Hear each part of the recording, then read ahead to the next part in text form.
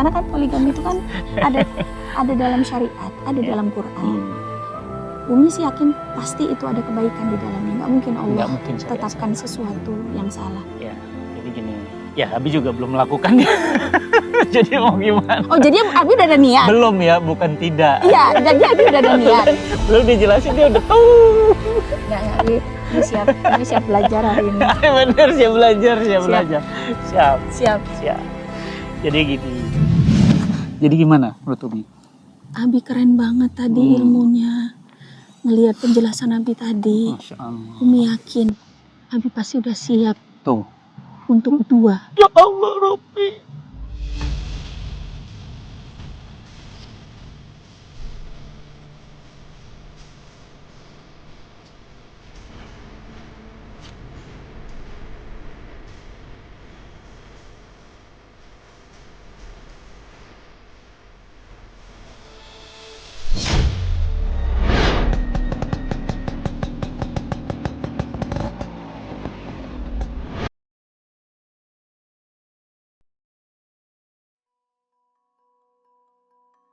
Abi.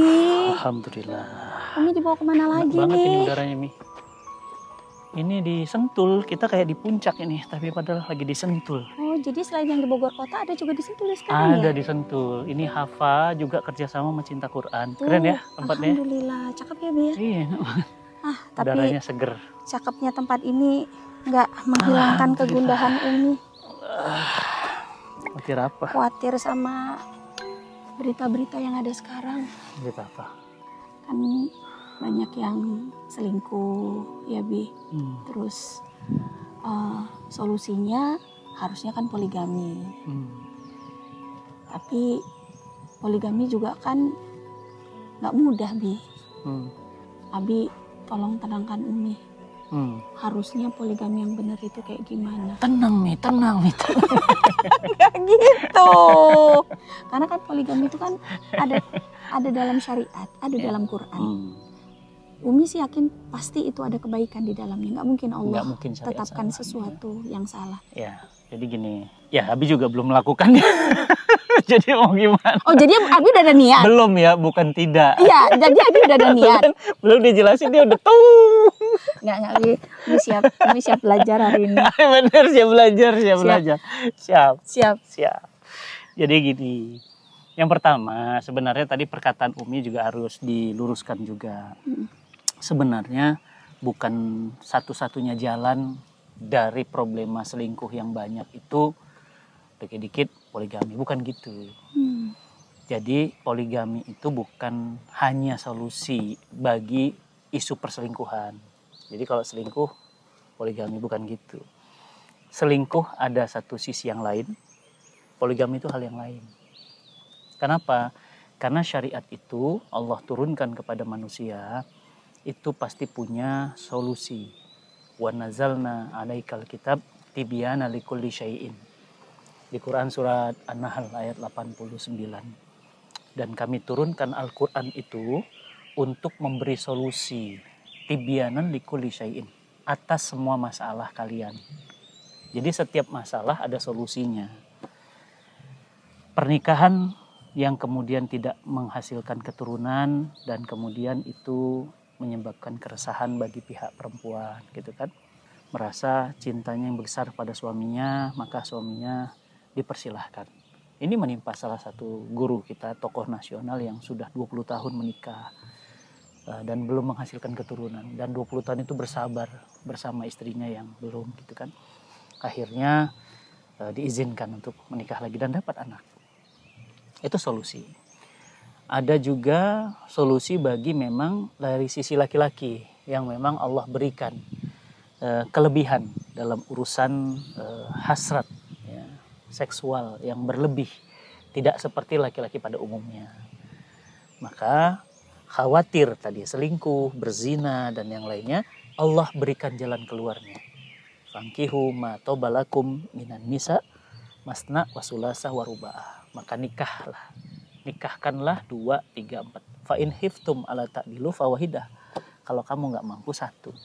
Jadi ini solusi bagi ada masalah tadi, tidak ada keturunan, kemudian juga ada solusi, misalnya didapati banyaknya aspek di mana kemudian laki-laki itu ada yang memiliki hasrat berlebih, dikhawatirkan jatuh kepada perzinahan. Zina ini jalan yang buruk dan hukumannya berat. Maka Islam tidak mau manusia itu terjerembab kepada lembah perzinahan yang menjijik, najis dan kotor. Maka Islam memuliakan dengan cara menikah. Gitu. Nah, ini satu sisi solusi sebenarnya. Jadi ini kayak lagi di mall ada pintu darurat lah. Tapi kalau nggak ada masalah ya dia pintunya pintu satu aja, pintu umum aja, lobi. Tapi kalau ada kebakaran, ada gempa, keluar dari pintu darurat. Artinya memang ada solusi dari Islam ketika ada masalah yang menimpa rumah tangga ini. Atau ketika dalam satu waktu misalnya terjadi peperangan, maka laki-laki habis, perempuan maka kemudian ditinggalkan. Maka Islam menganjurkan untuk menikahi. Untuk apa? Menyambung keturunan, nasabnya jelas, kemudian banyak keluarga-keluarga yang akhirnya terbantu dari sisi ekonomi, tanggung jawab dan yang lainnya. Itu Islam. Jadi sebenarnya poligami itu mulia, tapi menjadi hina karena bicara rasa. Nah sekarang Abi nanya ke Umi, tahu kan hukumnya boleh? Dia nggak wajib memang. Nah sekarang pertanyaannya, kalau syariah sudah boleh, apa yang menyebabkan kaum perempuan itu berat? Coba. Nggak ada, Bi. Kami tuh nggak nggak melarang, Yang nggak penting berat. jangan sama suami gue. Iya, itu aja. Itu aja. Jadi nggak apa-apa gitu kalau suami yang lain Iya. mau, keluarga yang lain Yang mau, nggak penting- apa-apa. Yang penting bukan suami saya. Insya Allah ikhlas ridho lillahi ta'ala itu. Itu. Jadi boleh sebenarnya. Boleh, Boleh. boleh, silakan. Ya, Asal iya. bukan Fatih Karim. Asalnya tit. Tapi Bi, soal rasa ini Bi. Karena gini Bi, Nah, berjuang dari awal, dari nol, bahkan dari minus. Waktu susah aku yang nemenin. Giliran udah kaya, giliran udah enak hidupnya, pengen cari yang lain. Enak banget yang kedua, dapatnya enaknya doang. Oh gitu. Nggak ngikutin waktu masih susahnya. Tapi kayaknya bukan Umu Sajat itu. Oh, bukan. Kayaknya yang lain itu. Ini kan kita cerita Oh, yang cerita orang lain. Kalau kita nggak usah kita ceritain. Ada ya nanti ya? Nggak usah. Oh, ada nanti tuh. Nggak ya. usah. Nggak dikasih poin. Nah, jadi gitu, Bi. Ini dalam rangka ngobrol ini nanti. Kita ini kan mau belajar. Oh. Kita masih sama-sama belajar ini. Kalau ilmunya belum cukup, nggak usah dulu. Oh ya gitu. kan? Kalau belum cukup. Kalau belum cukup. Wah, iya. Kalau udah cukup, nanti coba kita obrolin lagi. Jadi nggak akan pernah cukup. Terus, Bi, Oke. yang kedua, Hmm. karena Tadi ya. banyak- Enak-enak aja dia gitu ya. iya, Rasa berarti ya. Iya, itu. Terus yang kedua, nanti nggak adil. Nanti kalau udah ada yang kedua, apalagi kalau yang kedua lebih muda, lebih cakep, misalnya gitu. Berarti Apalagi cari yang nggak cakep, Hah? cari yang udah tua. makanya kalau mau cari yang kedua, cari yang udah tua. Nah, itu jadi nanti pasti kesana terus. Aku sama anak-anak di rumah udah dilupain, kan udah dapet yang baru. Pasti seneng-seneng tuh sama yang baru. Iya. Nah, kayak gitu, Bi. Lagi-lagi memang banyak soal rasa sih, Bi. Iya. Sama yang ketiga, Bi. Secara fakta, memang ada pelaku-pelaku poligami yang memang belum mampu. Kayak Abi bilang tadi di dalam Al-Quran. Belum mampu sebetulnya, tapi memaksakan diri untuk berpoligami. Padahal ilmunya belum ada. Iya. Dan lebih parahnya lagi, belum mendidik istrinya gitu. Padahal bukannya poligami itu harusnya udah disiapkan gitu loh, Bi. Dari jauh-jauh hari. Istrinya udah dididik gitu. Istilah kata gini, mau punya yang kedua. Yang pertama harus ajak dulu. Nah ini yang pertama aja belum ajak. Poligami, sholatnya aja masih belang bentong gitu. Poligami tapi nggak ngedidik istri. Poligami tapi jauh dari anak. Bahkan gitu. nggak menafkahi. Nah, yang pertama aja anak-anak pada nggak sekolah, berantakan gitu ya. Jadi lebih kepada penzoliman nanti yang di mana-mana. iya. Kalau itu gimana itu, Bi? Ya. Harusnya. Jadi faktanya seringkali media itu hobi banget ngangkat yang fakta buruk. Fakta baik kan nggak pernah diangkat. Ya kan, fakta baik misalnya seorang yang mampu membuat kedua istrinya, ketiga istrinya itu baik, kan nggak pernah diangkat. Anak-anaknya kemudian hidup bersama, mereka kemudian saling bantu, mereka saling menguatkan. Iya, layaknya kakak adik dan saudara, kan nggak pernah diangkat media. Bad news is a good news. Kalau berita buruk pasti jadi berita baik, dan ini dimanfaatkan oleh yang anti Islam untuk menyerang Islam. Paham maksudnya? Iya. Jadi beginilah Islam jahatnya sama perempuan. Tuh, Iya. beginilah Islam jahatnya sama wanita. Makanya mereka menuntut akhirnya apa? Penyetaraan. Kalau laki-laki boleh nikah lagi, akhirnya perempuan juga boleh dong punya suami banyak. Nah begitu. Akhirnya jadi justru melanggar syariat. Ya kalau memang mampu, ya lakukan. Asal memang ada kemampuan. Satu, finansial. Gak main-main loh Mi. Kalau yang satu dikasih mobil, yang adiknya sama mobil. Ya itu namanya adil. Jadi adil itu bukan urusan cinta. Karena cinta nggak mungkin, bisa jadi dia tetap yang pertama sebenarnya. Iya. Atau yang kedua. Tapi adil cinta itu nggak bisa memang. Karena Allah yang hanya bisa adil. Karena dia maha adil. Rasa ya. Tapi kalau adil nafkah harus yang Abi pahami. Yang ini dikasih rumah, ayo siap nggak? Ini masalahnya sering kali kacau. Yang sana kakaknya pakai buku, adiknya nggak pakai buku. Ya kan? Yang sana ya kan pakai handphone bagus, yang sininya nggak punya handphone. Nah ini yang terjadi.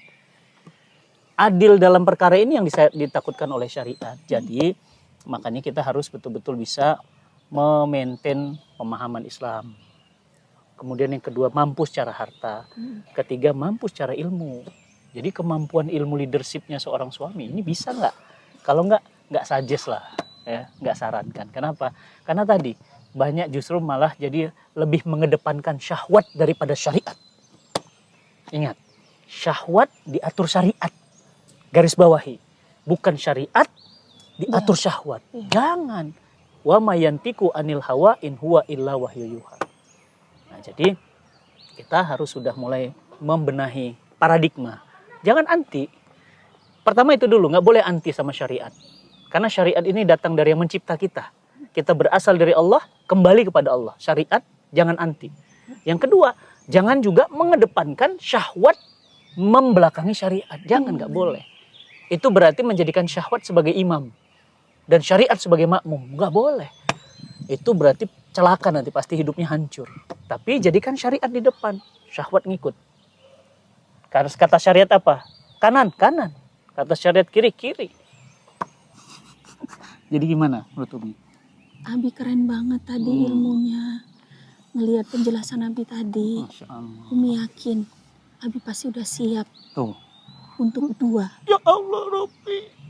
Masya Allah. Mau sujud syukur. Umi ridho kalau Abi mau sujud dua. syukur. Umi ridho kalau Abi mau dua. Mau sujud syukur boleh nggak? Di mana mau sujud syukur? Dua apa? Satu amal dua pahala. Maksudnya gimana tuh satu amal dua pahala? Ini kan mau kurban. Bentar lagi.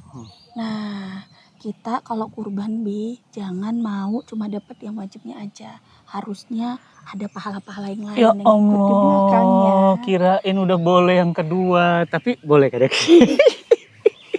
Oh, jadi maksud Umi, kalau hidup ini singkat, ya kenapa mau ngambil cuma satu pahalanya? Boleh dua. Boleh dua. Sebenarnya bukan dua pahalanya, Oh, pahala malah kurban lebih, ya. dan pahala mengajarkan Quran, maksud Umi gitu kan? Iya. Ke daerah-daerah pedalaman, Betul. daerah rawan akidah, yang nggak pernah dapat hewan kurban. Bukan cuma itu, tapi satu huruf yang diajarkan Quran kan berjuta pahala kebaikan. Kan dia baca Quran gara-gara disebarkan hewan kurbannya kan, itu bukan satu pahala, Bukan berjuta dua, malah pahala. Dan satu hewan itu berapa bulunya? Insya Allah. Bayangkan berapa pahalanya. Jadi bukan satu amal dua pahala, satu amal berjuta kebaikan. Jadi kalau bisa dua, kenapa harus satu ya kan Nah, Mi? Ulang lagi. Kalau bisa dua, kenapa harus satu? Tapi sayangnya urusan kurban ini. Iya. Loh, kita mulai dari yang kecil dulu Di. Oke. Nanti insya Allah kita baru ngomong lagi ke yang besar. Siap. Tapi nanti kita bicarain ya. Ada yang nggak boleh ditonton sama publik. Kita minum yang dingin-dingin dulu ya, udah agak gerah ini kayaknya. Yuk. Oke, nanti kita obrolin ya.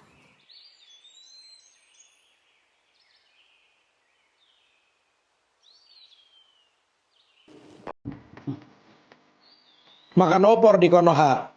Pulangnya mampir beli parfum. Sebentar lagi hari raya Idul Adha. Udah pada beli hewan kurban belum?